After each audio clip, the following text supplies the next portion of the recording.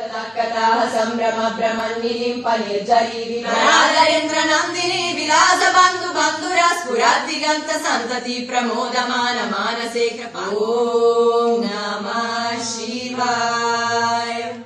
तनोतु नः शिवा शिवम्। जतकथाः सम्भ्रम भ्रमन्निलिम्प निर्झरी विलोलवेचि वल्लरी विराजमान मुर्धरी धगद्धगद्धगज्ज्वलल्ललाट पत्तपावके किशोर चन्द्रशेखरे रति प्रतिक्षणम् मम। धराधरेन्द्र नन्दिनी विलास बन्धु बन्धुरा स्फुरद्दिगन्त सन्तति प्रमोदमान मानसे कृपाकटाक्ष धोरणी निरुद्ध दुर्धरापदीप चित्तिगम्बरे मनो विनोद मेतु वस्तुनि।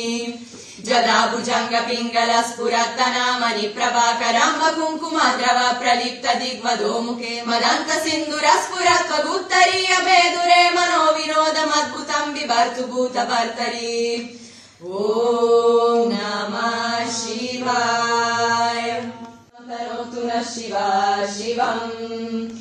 जतकथाः सम्भ्रम भ्रमन्निलिम्प निर्झरी विलोलवेचि वल्लरी विराजमान मुर्धरी धगद्धगद्धगज्ज्वलल्ललाट पत्तपावके किशोर चन्द्रशेखरे रति प्रतिक्षणम् मम।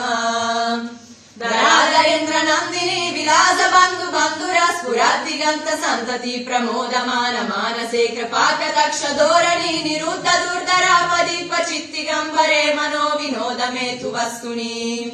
जदा भुजंग पिंगल स्फुरत्तनामनि प्रभाकरंब कुंकुमद्रव प्रलिप्त दिग्वधो मुखे मदंत सिंधुर स्फुरत्वगुत्तरीय भेदुरे मनो विनोदमद्भुतं बिभर्तु भूतभर्तरी।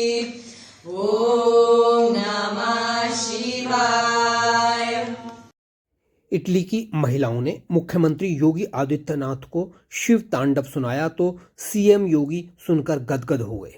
महाकुंभ में एक अनोखा दृश्य देखने को मिला जिसमें त्रिवेणी में आस्था की डुबकी लगाकर इटली से आए महिला प्रतिनिधि मंडल ने मुख्यमंत्री योगी आदित्यनाथ के सामने रामायण, शिव तांडव और कई भजनों का पाठ किया। इस भक्तिमय दृश्य ने सबको भावुक कर दिया और सीएम योगी इस भक्ति से भाव विभोर हो गए।